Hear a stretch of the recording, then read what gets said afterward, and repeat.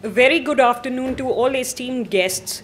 It is with great privilege that Vivekanand International Foundation welcomes His Excellency Mr. Sergey V. Lavrov, Minister of Foreign Affairs of the Russian Federation. May I now request Dr. Arvind Gupta, Director VIF, to present a memento and an Angvastaram to the Honorable Foreign Minister.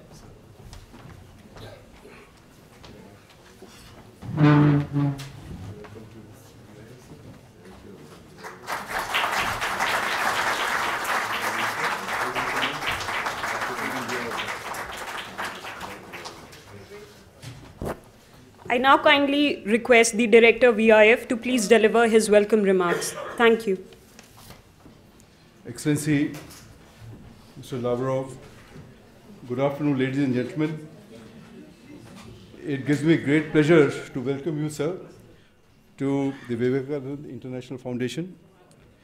We are deeply honored by your presence here. We appreciate that you have taken time out of your very busy and tightly packed schedule in New Delhi to address us. We are also honored by the presence of Shri Ajit Doval, NSA, Dr. S. Jaishankar, Foreign Secretary, Ambassador Kudashev, Ambassador Kamal Sibal, Ambassador Satinder Lamba, Ambassador Pankaj Saran, Ambassador P.S. Raghavan, who is the convener of the National Security Advisory Board, and the distinguished members of the Diplomatic Corps, members of the strategic community, and friends from the media. Excellency, you do not require elaborate introduction to this gathering.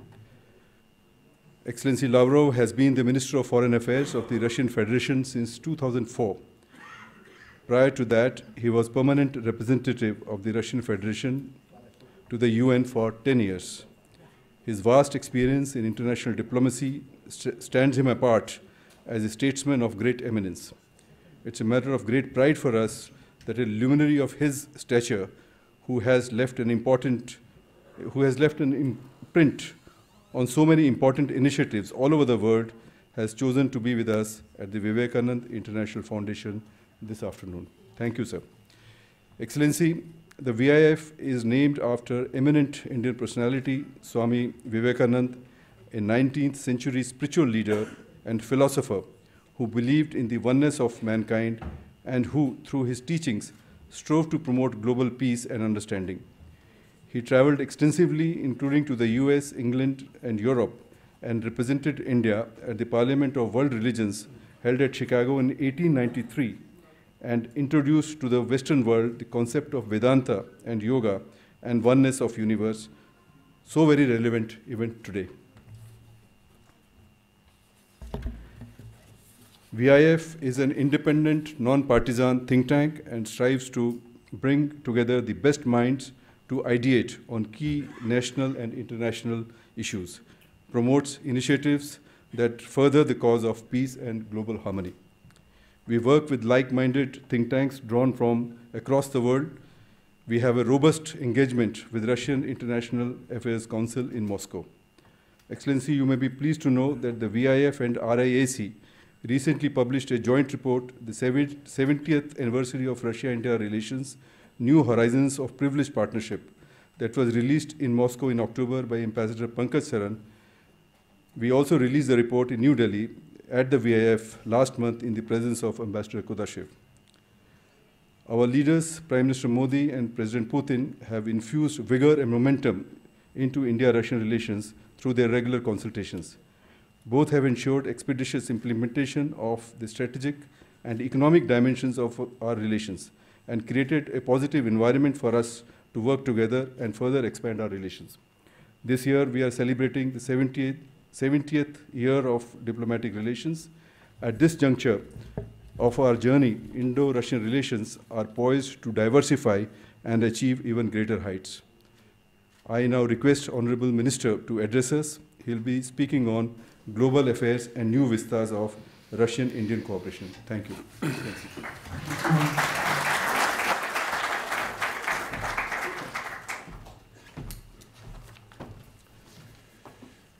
Dear Mr. Arvind Gupta, dear ladies and gentlemen, I have the honor to launch this project of the Vivekananda Foundation dedicated to the prominent Russian diplomat Alexander Kadakin. My sincere gratitude goes to our Indian friends for the high appreciation accorded to the achievements of our late colleague, for the efforts taken to immortalize his name, including in the form of the Kadakin Memorial Lecture. Alexander Mikhailovich, or Sasha, as his friends called him, had a bright and remarkable personality. He was a true professional. He loved India, which, in his own words, became his karma. He invested literally all his energy and talent in the shaping and strengthening of the Russia-India special and privileged strategic partnership. Diplomatic relations between our two states were established 70 years ago. The past 7 decades have brought remarkable results. We have every right to be proud of them. Our nations and peoples are bound by strong ties of friendship, mutual sympathy, trust, respect for each other's culture, traditions, and interests. Political dialogue develops in a dynamic manner. Annual summits enable us to take stock of what was achieved in key areas of cooperation and outline future perspectives. A solid treaty base has been formed and is being developed further. Large-scale projects have been launched in various spheres, from energy to pharmaceutics. The Intergovernmental Commission on Trade, Economic, Scientific, Technological, and Cultural Cooperation and the Intergovernmental Commission on Military Technical Cooperation meet regularly, producing effective results. At the same time, we should not rest on our laurels, especially given the current rapid changes in the world. Building on the experience and broadening our interaction in a creative way, we should move forward and pursue new promising avenues for cooperation. First of all, in order to achieve a breakthrough in trade and investments. Obviously, the current volume cannot be found satisfactory for our two countries.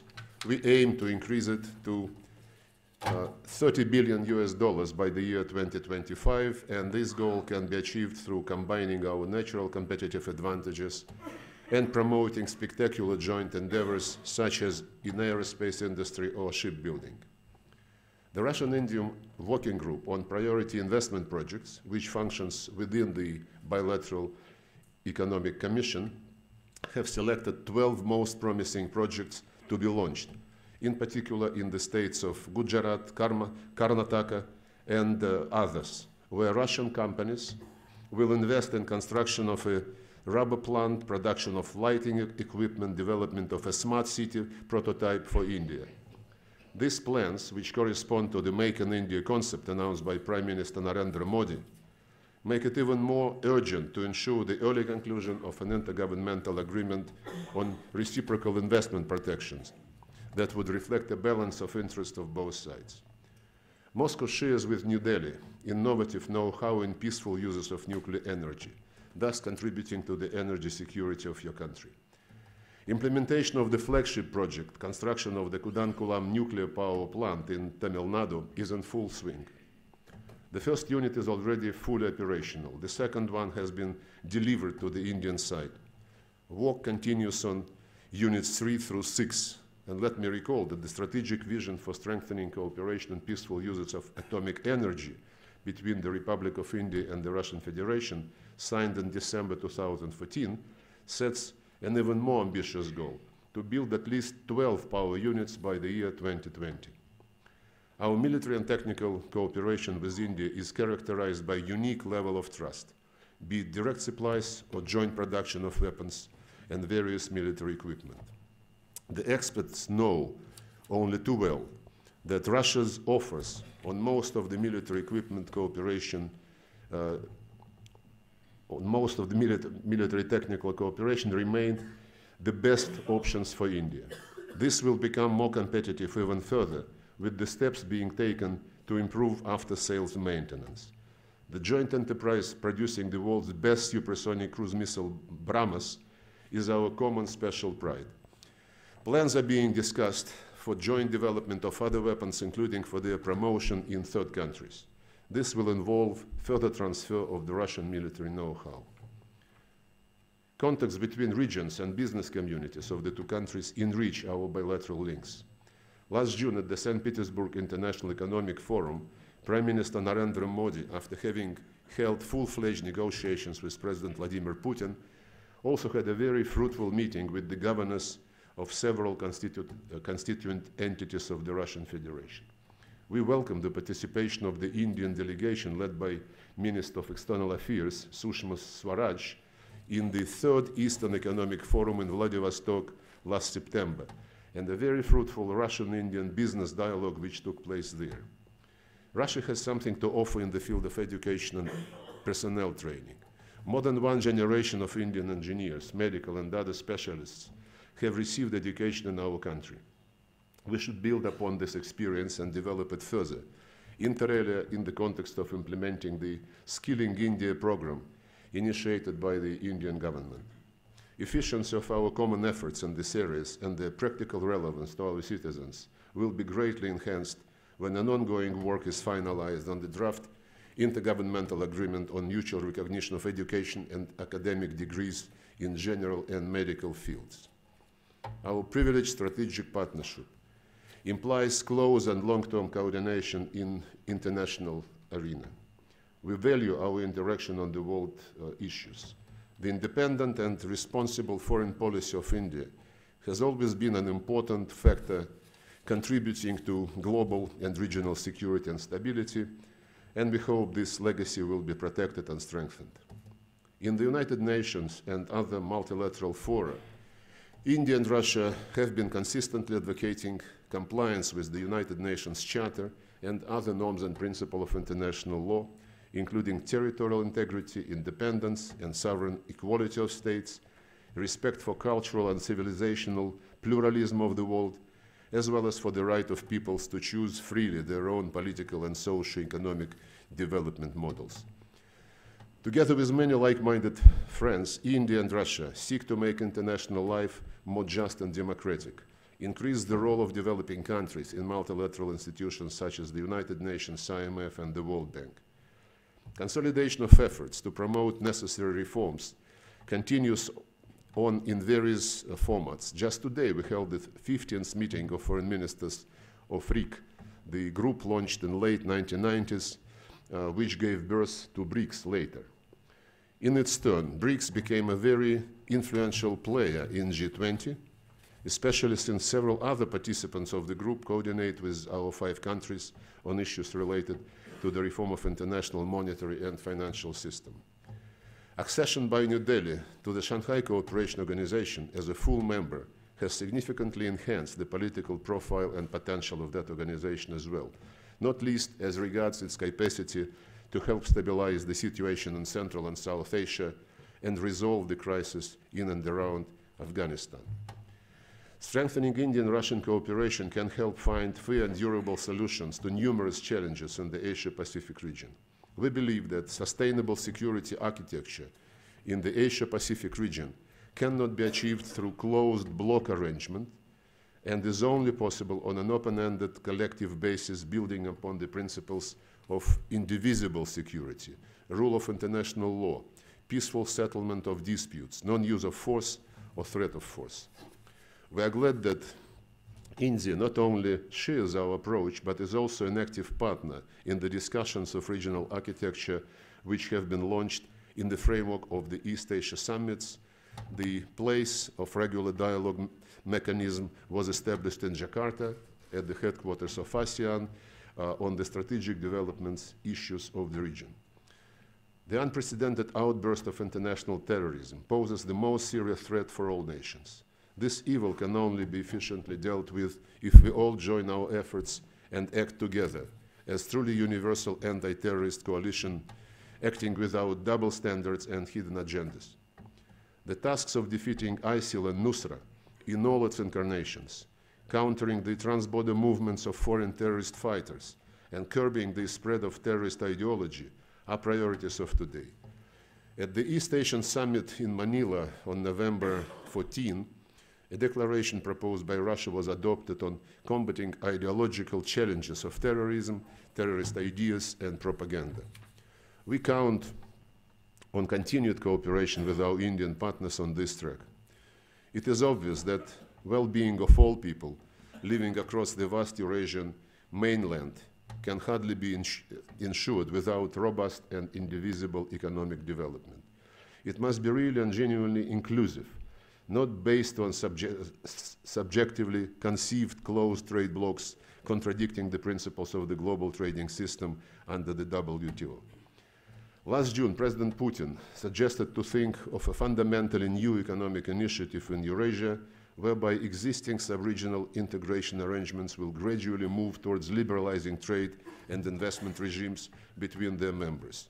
What we have in mind is to build upon the interest shown by many countries and groups to seek free trade arrangements with Eurasian Economic Union. India is among those who begins relevant negotiations next month already. At the next stage, it is envisaged to expand the process to involve member countries of the Eurasian Economic Union, Shanghai Cooperation Organization, ASEAN, and why not, European Union, if they opt for promoting their basic economic interests, to build what we can call a grand Eurasian partnership. I believe that regional cooperation schemes existing in South Asia could also benefit from joining. Ladies and gentlemen, there are all prerequisites in place for full engagement of the truly inexhaustible potential of the Indian-Russian strategic partnership. We have experience accumulated today. We have political will. We have coinciding priorities. The two governments have agreed how to move forward in the best interests of our two countries. Whatever we do at the official level must be strongly supported by the people, including scholars and expert community. I have no doubt that political scientists of both countries have bold and realistic ideas on future steps to take forward our special and privileged strategic partnership. In October this year in Moscow, there was a conference to which Mr. Gupta just referred, jointly organized by the Russian Foreign Relations Council and the Vivekananda International Foundation. The agenda was strategic vision of Russian-Indian relations and of the changing world order. I believe that a dialogue on these issues should become regular. The answers to the multitude of extremely complex and complicated issues confronting the modern world require collective thinking. And I would conclude by thanking your foundation for making a great contribution to these efforts, including through establishing the Kadakian Memorial Lecture. Thank you very much, and I'll be entertaining your questions. Thank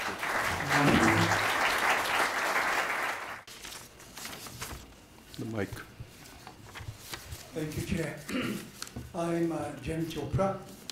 I'm a combat veteran of 4 wars, and my first visit to your country was in 1981 when I took a senior defense delegation. Excellency, my intervention is triggered by global affairs. The RIC, Russia, India, China, which was conceived by Primakov long ago, seemed at that point of time to be a non-starter. Today the position is that China dominates RIC economically, militarily and otherwise. And as far as the 3 countries are concerned, between us and Russia, we don't have any issue at all, so well brought out by you. But with China, we have the nuclear issue, the terrorism issue, trade imbalance. In view of 3 countries not gelling together, do you think there is any meaningful future for this organization, especially with BRICS having been formulated and you've got the Quad hovering in the shadows? Thank you, Chair. Well, had it been immediately after the first meeting that you were asking this question, maybe I would be pondering upon it. But after the 15th meeting, I think the answer is obvious.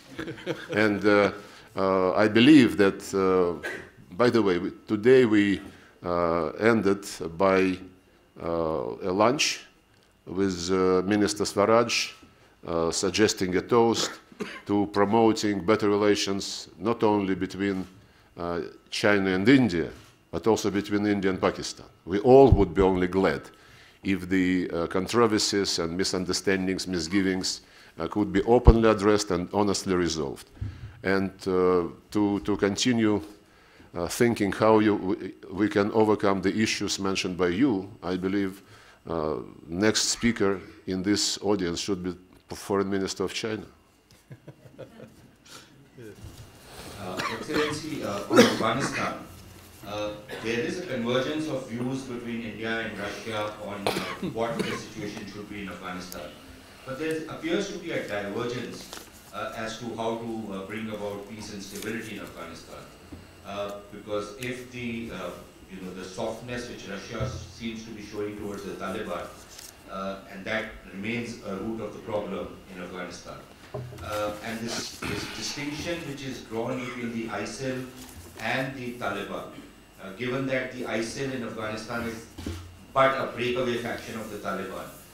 So what is this confidence which the Russians seem to have in the Taliban? And if I may just ask supplementary, the Russians seem to be getting interested in participating, at least that's what the Pakistanis say, in the China-Pakistan economic corridor. Now the Chinese are, of course, they are reconciled to losing 80% of their investment in Pakistan. The Russians have any estimate of how much they expect to lose by investing in Pakistan? Well, I think you have been deeply penetrated by some propaganda. On the Taliban, never ever was there any proof, any fact that Russia supported the Taliban, as some of the American officials alluded, or that we even armed the Taliban. We have contacted the Taliban only for two reasons. When our citizens or citizens of our allies got into harm's way, and we need to extract them from there. And the second reason is to persuade the Taliban to sit down and to negotiate. But we always reserve and say they must join the negotiations provided they respect criteria established by the Security Council, that they renounce terrorism, renounce violence, sever any links to terrorist organizations, and respect the Constitution of Islamic Republic of Afghanistan. Having been criticized by the Americans for quite some time, lately I heard the US official that we call upon the Taliban to join the negotiations without any criteria being respected. So make your own conclusions. I don't think that the recent American strategy on Afghanistan, which was announced and which puts emphasis on the use of force to defeat those who would not be cooperating and those who would be engaged in violence, I don't think it would work, frankly. For the last 16 years, the presence of the huge army of NATO did not manage neither to curb extremism and terrorism, nor to stop the drug production, which this year reached all-time record. Opium and heroin produced in Afghanistan, I think from 9/11, maybe quadrupled or even more. It is to be understood and accepted that this is something which feeds terrorist activities directly. And it also has to be understood that without precursors, this drug production would not be possible. And most precursors come from Europe. So what we need is to have no doubt, double standards, a united front against terrorism in all its incarnations, in all its forms, including financing terrorism, including the drug industry, which feeds terrorism, terrorist ideology, and so on and so forth. On Afghanistan specifically, there used to be a group called 6+1. That was the time when the Taliban were ruling in Afghanistan, and on that occasion the group was meeting several times, and it was useful to see what some of the neighbors, plus Russia, plus the United States, and the UN, of course, can do about the situation. Since then, there is a legitimate government in Kabul, though we can argue how this government was assembled, what kind of elections took place, who was winning, who was announced, as or rather who announced the recount of the votes, the results of which were never made public. They just said that it was, this is the result. And we can also argue about the role outside players had in creating this particular political system in Afghanistan, never any imposed system from outside can be sustainable. We see this in Afghanistan, where problems accumulate domestically. We see it in Yemen, where a deal agreed by outside players were just imposed on the country, and we have what we have in Yemen. Then there was a conference called, well, then there was a quartet, Pakistan, Afghanistan, China, and the United States. They met several times, then they stopped meeting, now they think of meeting again. Then there is a Kabul process, which for me and for this stage, I believe is too large.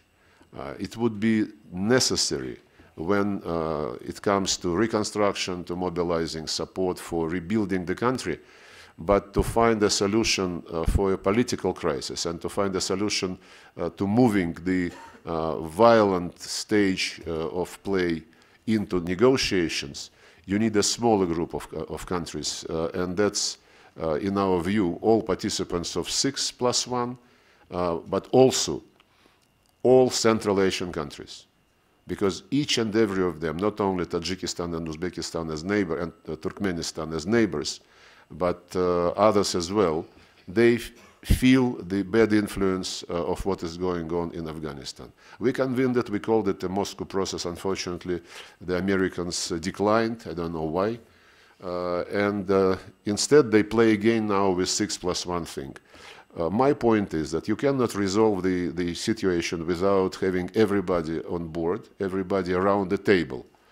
The government, the Taliban, and those who can really influence the situation, including neighbors. That's what Russia basically did a couple of times. People who participated said it was useful. And in any case, we are now shifting into, with India and Pakistan having joined Shanghai Cooperation Organization, we revived the contact group Shanghai Cooperation plus Afghanistan. It met in October this year in Moscow.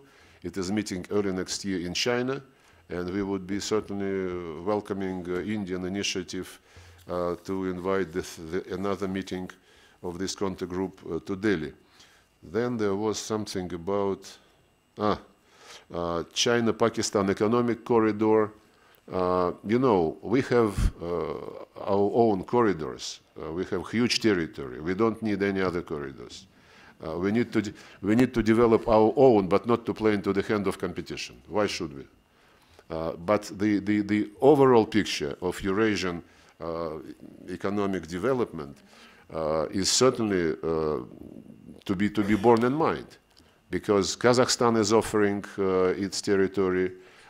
Azerbaijan is interested to link Central Asia with Caspian region, and China has the concept which we believe is very interesting and needs to be explored in the context of building some harmonious relationship, trade-wise, investment-wise, transport-wise, logistically as well, in Eurasian continent.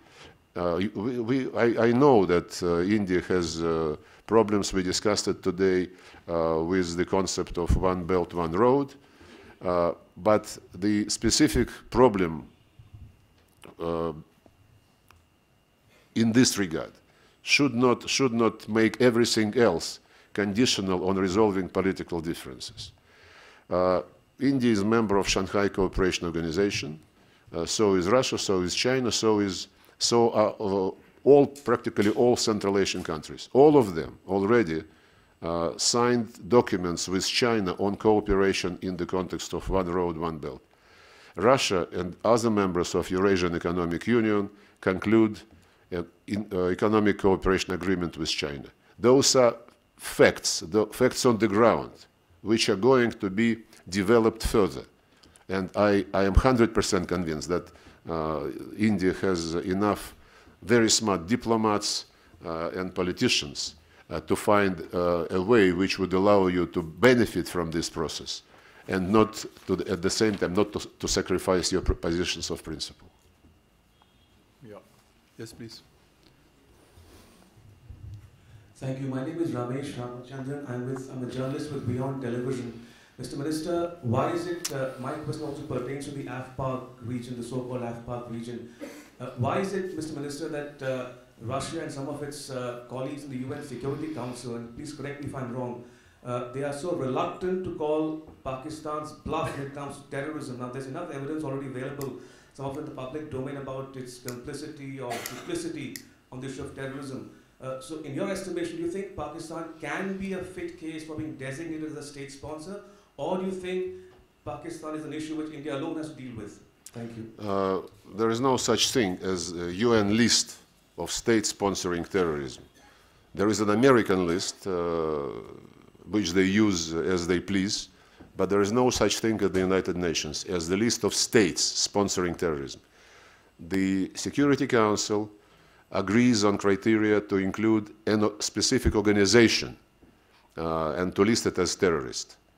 And if you take a look at the Security Council documents, as well as at the declaration of the BRICS summit in China last September, you would see quite a list of organizations which we all condemn as terrorists. And maybe this would be some kind of useful information for you. Otherwise, we all want terrorism to be eradicated from Afghanistan, from Pakistan, from each and every country on earth. And yes, we understand Pakistan's interest, its own interest, to get rid of terrorist groups which use its territory. And we would be ready to support the Pakistani government in this regard. I believe everybody should. Yes. Excellency, my name is Dipanjan. I'm with Economic Times newspaper. With regard to the Make in India program in the defense sector, how much is Russia willing to go in terms of the technology transfer beyond BrahMos?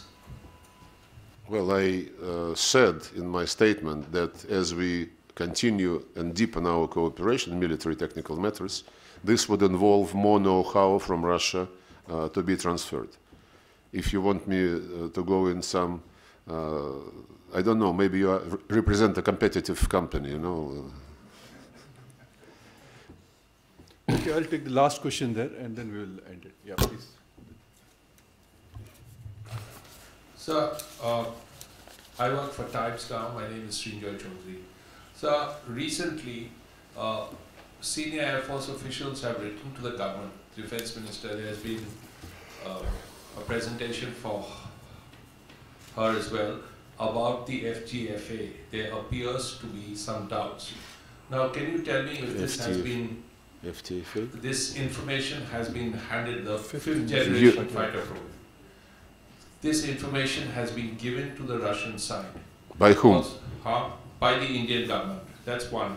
And secondly, and this information was about what? That this is... They have doubts about the FGFA. This report was written by Air Vice Marshal of the Indian Air Force and handed over to the Defense Minister. There was also a presentation. After all these years and after so much money being spent, can you tell us if a second Akula is going to be transferred to India? Look, first of all, there is a special place to discuss these things. And if you want to satisfy your curiosity, I am sorry, this is not the subject which is appropriate for this particular purpose. I can only say that if we have agreement on both sides, on any project, be it military technical, be it economic, logistical, what have you, then this project is going to be implemented.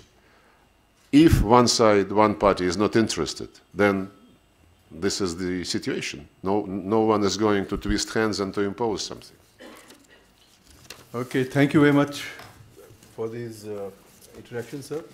And now I hand over, request the ambassador to kindly come to the dais. Yeah, thank you. Your Excellency, Mr. Arvind Gupta, Director of the International Foundation, Your Excellency, Mr. Sergey Lavrov, Minister of Foreign Affairs of the Russian Federation, Your Excellency, Mr. Ajit Kumar Doval, the National Security Advisor. It is my honor today to introduce to you two outstanding Indian diplomats, Mr. Kanwal Sibal, as well as Mr. Satinder Kumar Lamba. they've got different careers, but there is a definite meeting point, which is Moscow, where they've managed to make an immense contribution to the development of our international cooperation, as well as bilateral relationship. To acknowledge this contribution, as well as to commemorate the 70th anniversary of our bilateral, of the establishment of our diplomatic ties, it is my honor that they are awarded with the Plate for International Coordination Award of the Ministry of Foreign Affairs of Russia. Ekaterina? I invite His Excellency Ambassador Kanval Sibal on stage to accept the award.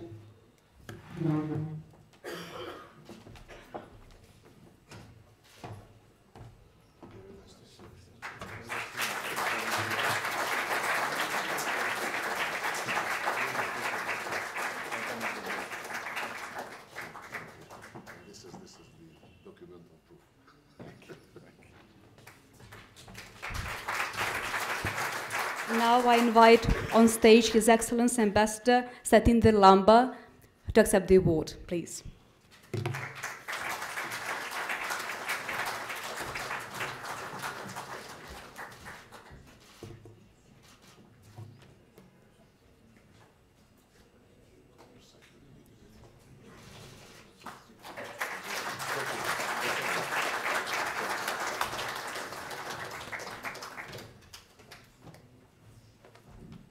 Thank you very much, sir. So I want to thank the Honorable Minister for having come to the VIF, delivered a fantastic address and interacted with this audience. And I want to thank the audience for coming and listening to the Foreign Minister. Thank you very much, sir. Thank you.